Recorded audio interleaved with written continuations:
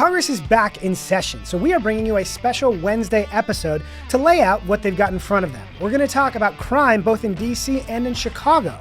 We're going to talk about Tim Walz and the latest foot-in-mouth moment, but most importantly, we have a special guest today for a special Wednesday episode. All that and so much more today on 10 Minute Drill. Everybody get up, get up. The story of America is the story of an adventure. I can hear you. The rest of the world hears you. We are a nation under God, and I believe God intended for us to be free. Congress is back in session after a Labor Day recess, which again is not so much a recess for vacation as much as an in-state work period. People often mistake these. They think that August recess is when members are just at home, laying on the couch, sitting by the pool, when in fact, hopefully, they are hard at work selling their victories of the year so far. But now they're back in session and they've got a packed work period ahead of them. First things first, they're going to be focused on funding the government. We have a funding deadline coming up in just weeks. One challenge that Speaker Mike Johnson and Majority Leader John Thune face is the fact that these funding fights are one of the rare opportunities for Democrats to flex and make some requests, because you cannot fund the government without the 60-vote threshold. So we will see if Democrats attempt to do a sort of Gavin Newsom-esque YOLO, let's shut down the government to demand what we want because they've got nothing to lose with a 25% approval rating, or we'll see if they can all come together to find a path forward to responsibly fund the government. Another thing that Washington is focused on right now, Congress has to discuss whether or not to add additional funding to the National Guard deployment, both in Washington, D.C. and elsewhere, to support President Trump's efforts to stop crime around the country. We will be tracking Washington's day-to-day very closely here from 10 Minute Drill. With his success in stopping crime in Washington, D.C. through his National Guard deployment, President Trump has been talking about doing a similar thing in Chicago. Here's J.B. Pritzker on that.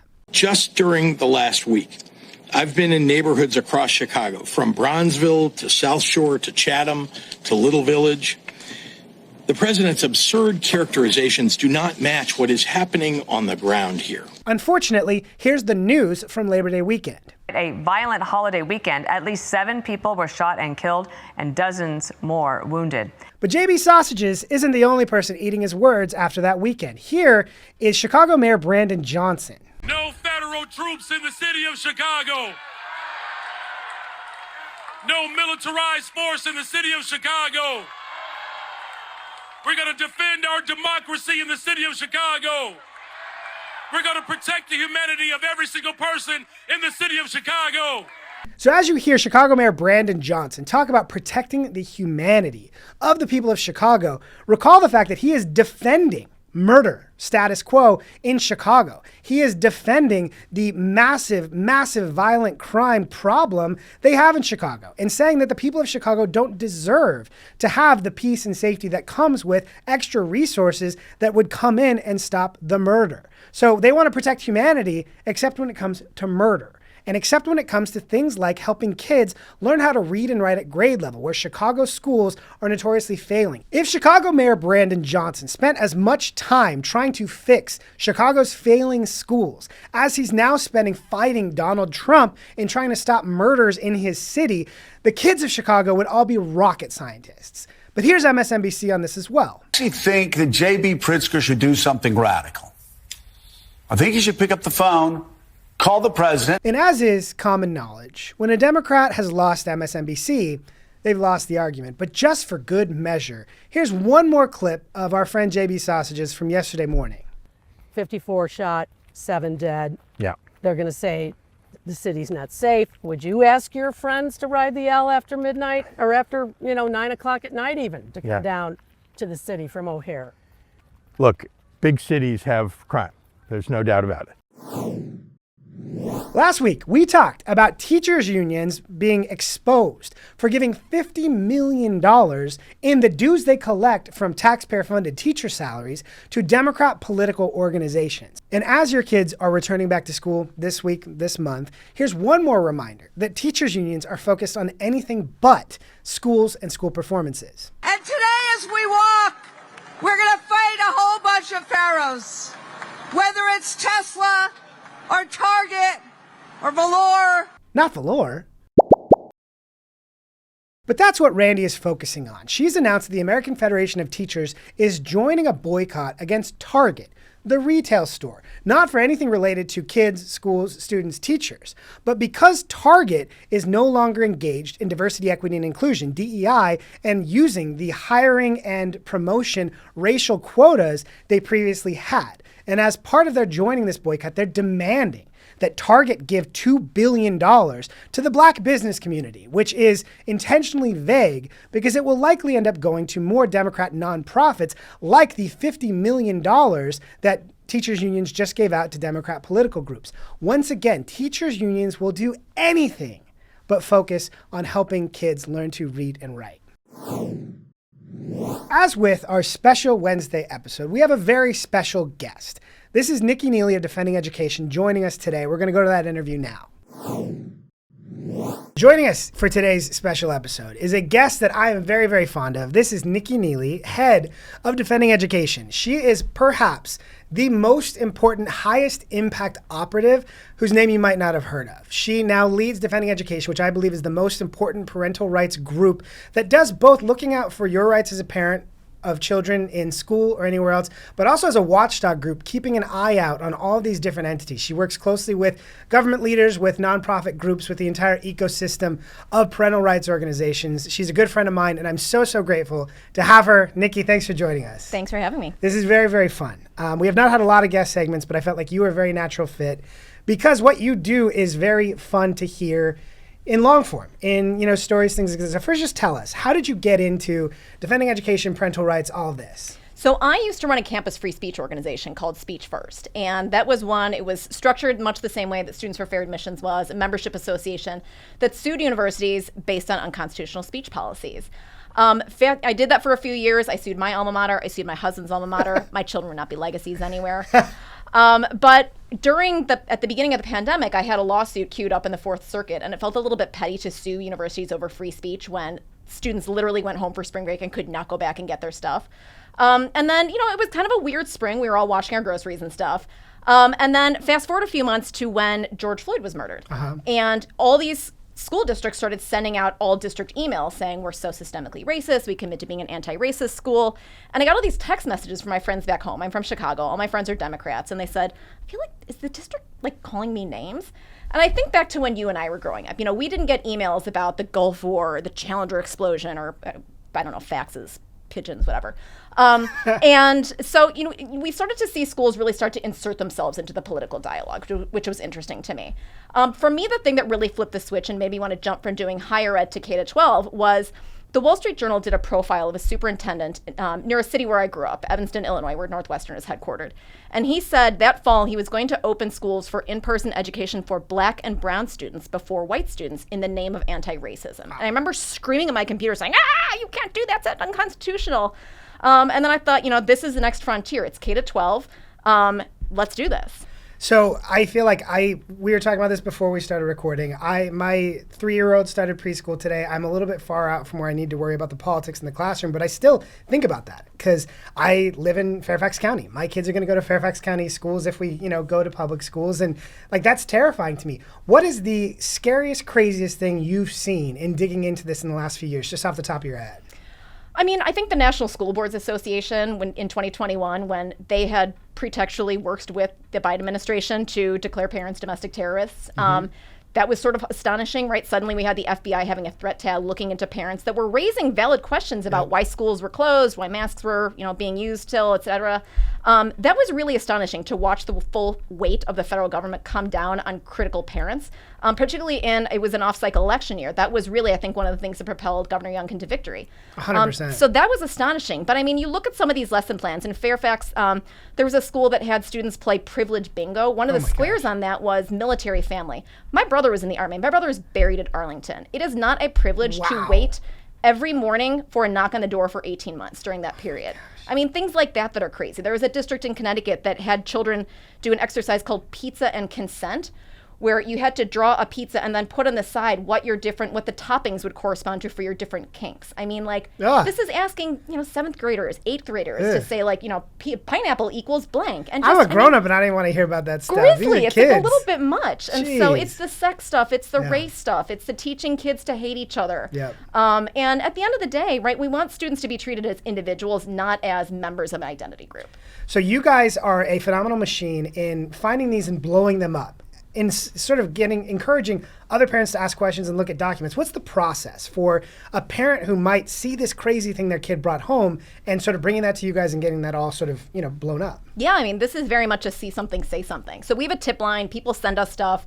From our launch on, we were getting 50 to 200 tips a week from across the country. So just sorting kind of through the wheat from the chaff. And then we also love to file public records requests. And so sometimes we'll hear from parents who say, this can't come from me, or teachers or administrators who say, I saw something, but I don't want this to be traced back to me. And so we will go trace it down. We will go track it down. We will file the requests, and then we will expose it. I think, sunshine is the best disinfectant. Yeah. And a lot of these school officials, either at the K-12 level or at the university level, don't think of themselves as state employees, but their their salaries are paid for with tax dollars. They are using taxpayer-funded resources. And our children are sent to school to learn, not to be filled with a bunch of poison, pitted against their parents, pitted against each other. You look at what scores are for math, for reading, for all of these things. They have fallen off a cliff. And this is even, pre-pandemic, things are not in good shape. And so what are you filling our children's 8 hours a day with? It's not reading, writing, and arithmetic. It's a lot of ideology. It's a lot of nonsense. And our children deserve better. Our country deserves better, because we cannot compete in a global economy if our children cannot perform basic functions. 100%. So as parents are sending their kids back to school right now, I think one thing that radicalized you and a lot of other parents was kids doing remote learning during COVID and hearing, over the speaker that their teachers were saying crazy things, injecting politics, more documents. But it's a little bit different now. Kids are primarily more back in the classroom. What should parents be looking out for? How can parents, what kind of questions can they ask their kids to try and get into this, to know if there's things they should be worried about going on in their kids' classrooms? So I am someone who talks in war metaphors nonstop. So this is going to sound a little bit funny coming from me, but not every teacher is an enemy combatant. Sure. And so I think just, building a relationship with a teacher early on, letting them know that you are going to be an involved parent. You will be looking at things. I think if teachers, if principals know that somebody's looking over their shoulder, I think it makes them a little bit more conscious of the kinds of materials they're pulling off the internet for lesson plans, for example. And we always tell people, you don't have to go straight to a federal lawsuit, right? Start small, ask questions.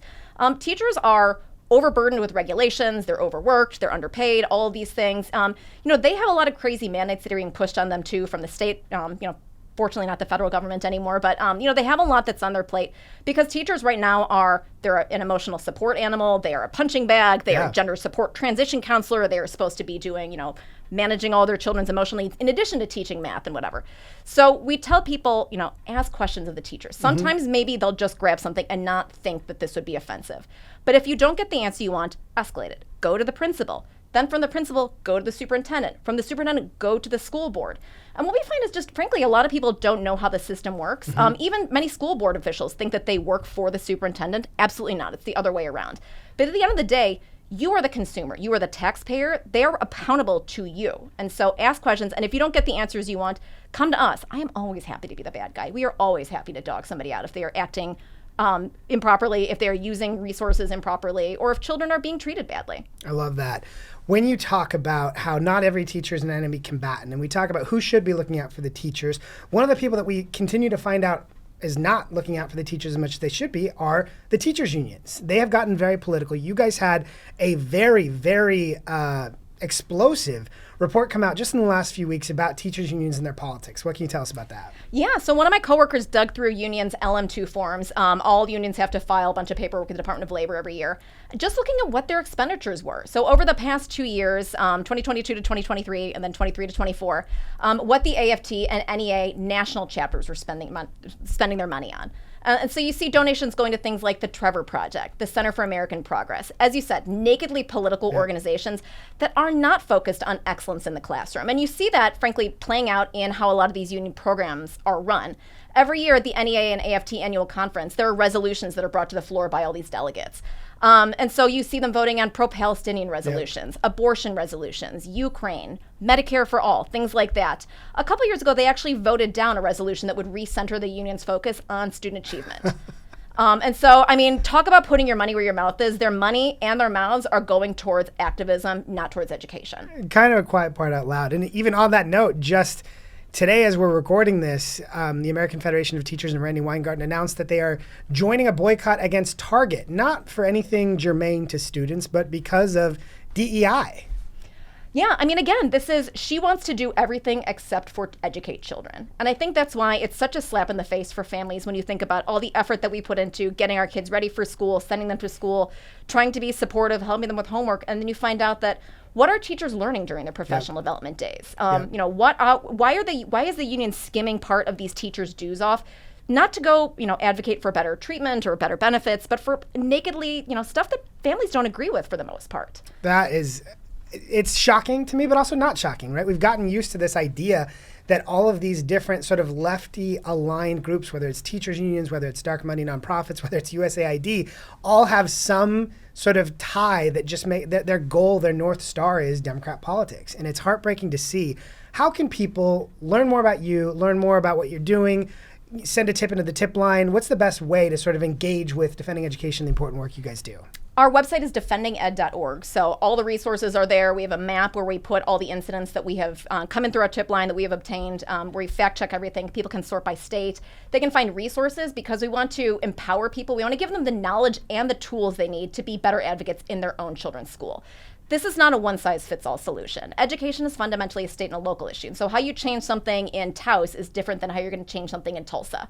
But we want to help people along the way. Not everybody has to be the front or the face of anything. So we want to work with people to figure out what is a happy solution, what is the best outcome for them and their child in their school system, and to affect real lasting change. That's amazing. We talk a lot about politics here. We talk a lot about how to make change happen. We all sort of talk about the issues we care about, the things that make us passionate, but you guys are actually, you're a parental rights organization that is actually empowering parents. And I love to tell your guys' stories on this podcast just because I think it's amazing that you actually roll up your sleeves and do the work. You're holding people accountable. You're filing lawsuits. You're getting the information through FOIA. It's phenomenal. So I hope everybody will check out what you're doing at Defending Ed.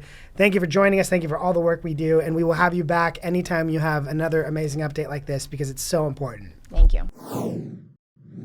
For our You Can't Make It Up segment today, we have a You Can't Make It Up stalwart. This is Minnesota Governor, former vice presidential candidate Tim Walz, once again making news for all the wrong reasons. For background, over the last few days, the blue anon left-wing conspiracy theory corners of the internet have posited that President Trump might be ailing, in poor health, or have even died because right after he did the 3-hour cabinet meeting, all televised, where he talked nonstop, they haven't seen him for a few days. Part of it, he was golfing over the holiday weekend, things like that.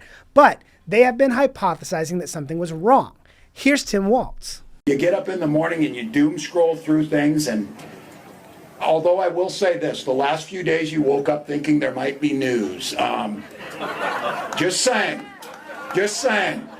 There will be news sometime, just so you know, there will be news. Tim is not known for thinking before he talks. But I've not been perfect, and I'm a knucklehead at times. But again, hypothesizing and kind of hoping that President Trump has died might be a new low even for Tim. That is all the time we have for today. Thank you so much for joining us on this special episode. We will see you again tomorrow.